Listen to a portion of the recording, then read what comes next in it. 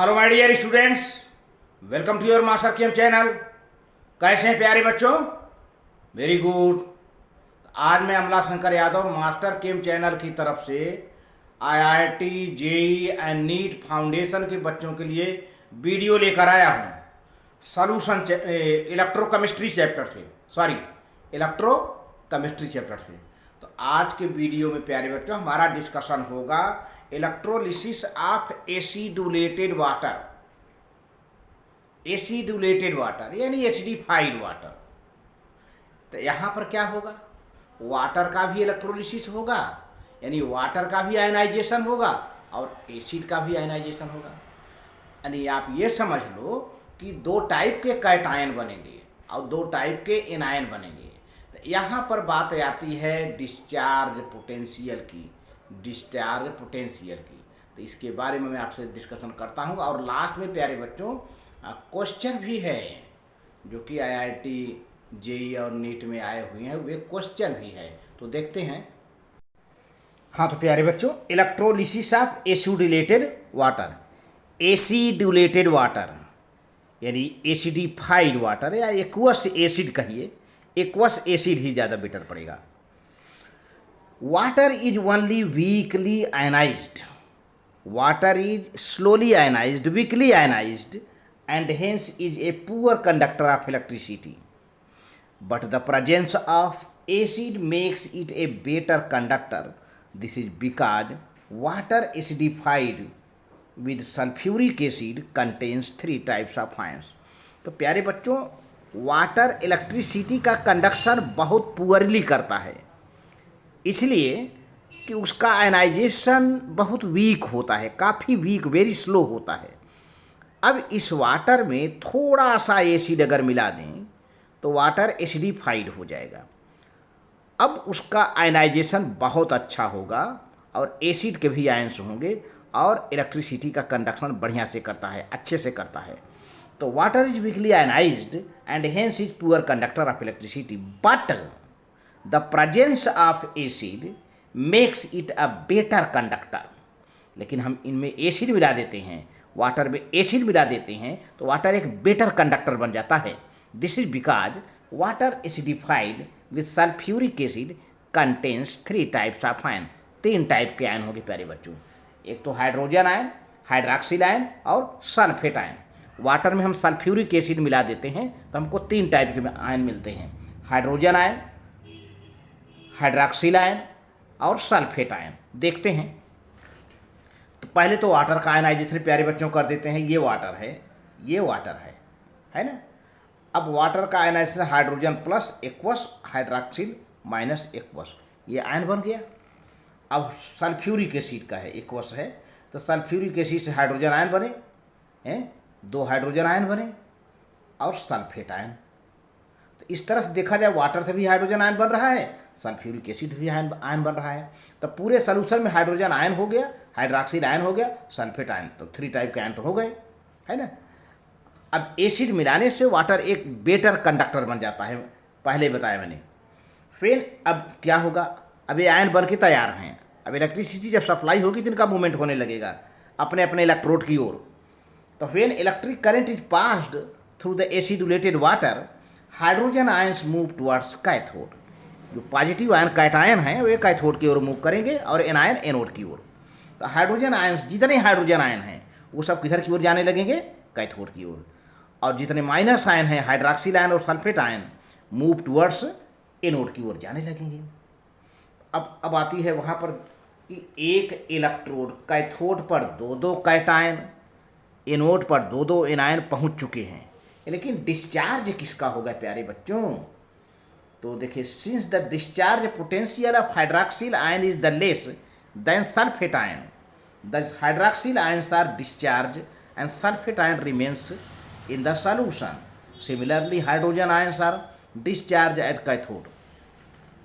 तो कैथोड पर तो प्यारे बच्चों हाइड्रोजन आयन ही पहुंचा है तो वो डिस्चार्ज हो जाता है वहाँ पर हाइड्रोजन गैस के रूप में। और एनोड पर दो दो आयन पहुँचे हैं, हाइड्रॉक्सिल आयन और सल्फेट आयन। तो हाइड्रॉक्सिल आयन का डिस्चार्ज पोटेंशियल कम होता है और ये पहले डिस्चार्ज हो जाता है। मैंने बताया था कि जिसका डिस्चार्ज पोटेंशियल कम होता है वो पहले डिस्चार्ज हो जाता है। सल्फेट का ज़्यादा होता है इसलिए सॉल्यूशन में ही रह जाता है, डिस्चार्ज नहीं हो पाता है।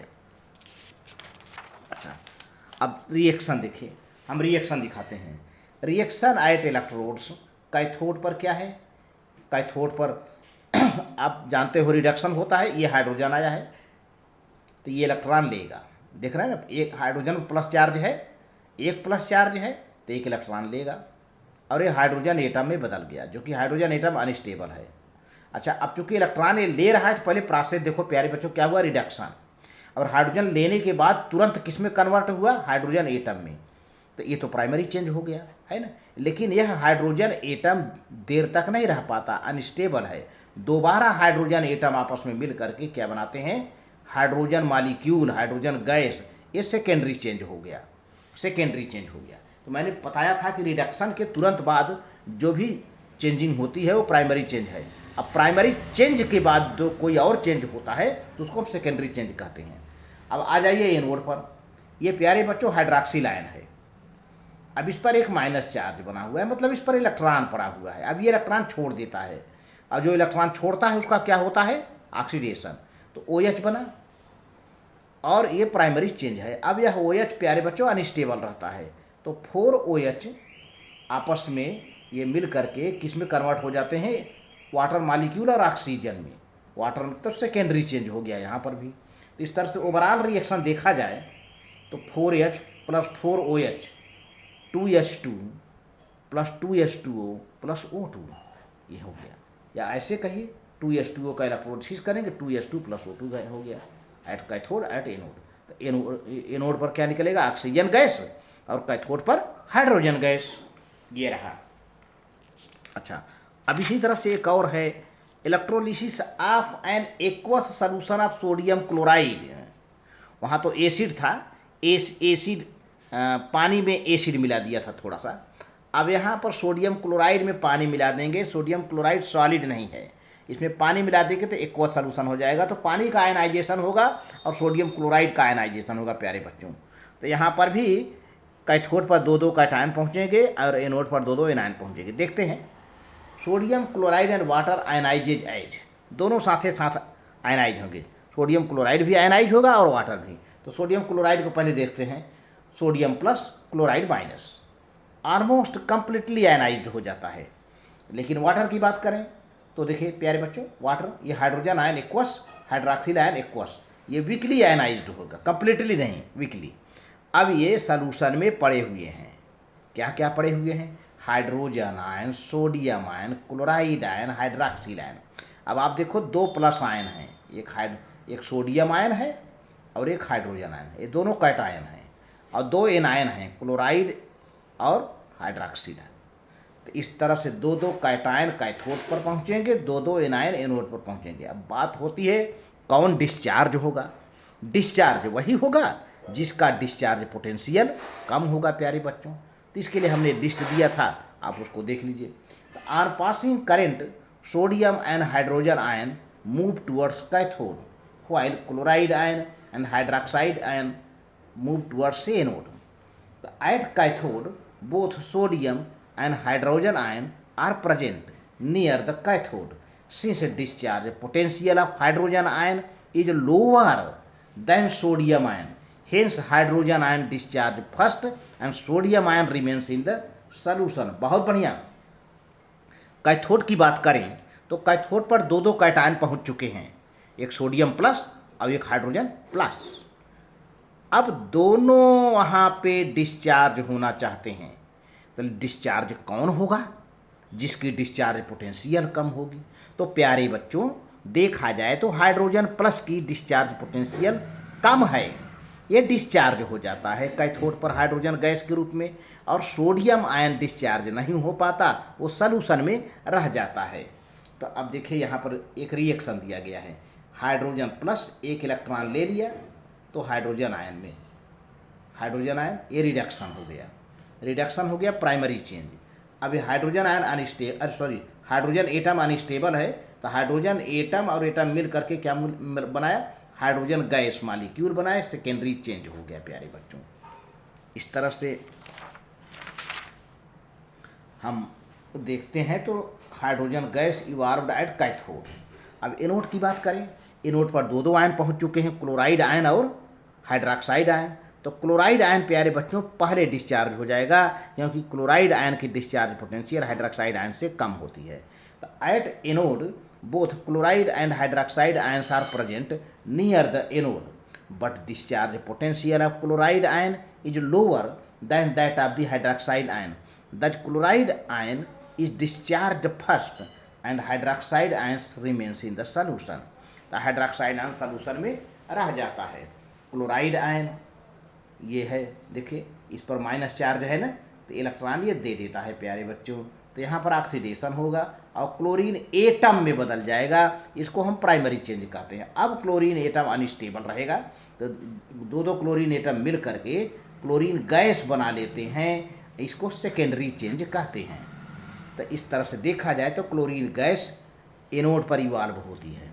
अब क्वेश्चन प्यारे बच्चों देखा जाए, the degree of ionization increases, degree of ionization increases. अब इसके 4 आंसर हैं, अब आप समझो। With the increase in concentration of the solution, on addition of excess water to the solution, on decreasing the temperature of the solution, on stirring the solution vigorously. तो प्यारे बच्चों आपका आंसर बी सही है, on adding excess of water to the solution. Solution में ज़्यादा water मिलाएंगे तो डिग्री ऑफ आयनाइजेशन बढ़ जाएगी। डाइल्यूशन, पानी जितना मिलाएंगे इसका मतलब क्या कर रहे हैं आप, डाइल्यूशन बढ़ा रहे हैं। तो on adding excess of water to the solution the degree of ionization increases with dilution. ये रहा। एक क्वेश्चन और है प्यारे बच्चों, when copper wire is immersed in silver nitrate, copper के तार को सिल्वर नाइट्रेट सॉल्यूशन में जब डुबा दिया जाता है तो सॉल्यूशन बिकम्स ब्लू, सॉल्यूशन का कलर नीला हो जाता है, ब्लू हो जाता है। And this is due to, अब 4 आंसर है, oxidation of copper, oxidation of silver, reduction of copper, formation of soluble complex having blue colour. तो प्यारे बच्चों देखा जाए तो आपका आंसर यहाँ पर ए सही है, ए। कैसे, क्योंकि देखिए रिएक्टिविटी सीरीज में देखा जाए तो हाइड्रोजन है, हाइड्रोजन के नीचे कॉपर है, फिर मरकरी है, फिर सिल्वर है ना। तो देखा जाए तो कॉपर ज़्यादा रिएक्टिव है सिल्वर से, तो कॉपर का क्या होगा, ऑक्सीडेशन होगा, सिल्वर का रिडक्शन हो जाता है।